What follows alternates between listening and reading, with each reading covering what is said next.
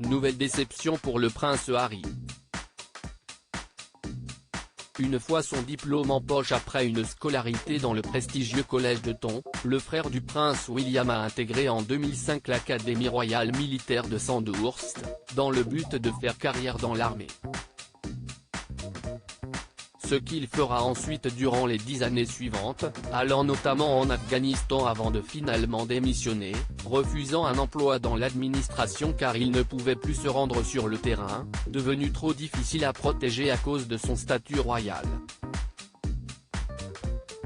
Un passé de militaire qu'il a décidé de promouvoir pour la bonne cause, s'engageant notamment pour les anciens combattants et les invalides de guerre, ce qui sera l'objet de son prochain déplacement à New York.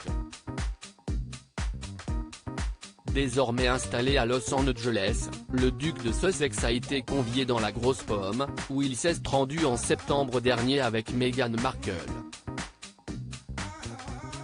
Cette fois, il fera le déplacement pour la journée des anciens combattants, au cours de laquelle il remettra 5 titres honorifiques à des soldats et à leurs familles, qui vivent avec les blessures invisibles de la guerre, rapporte The Sun.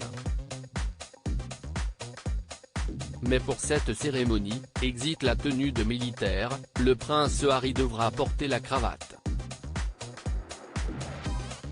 En effet, en renonçant à son statut de membre senior de la famille royale, il lui a été retiré 3 titres militaires honorifiques, dont celui de capitaine général des Royal Marines, faisant désormais de lui un civil.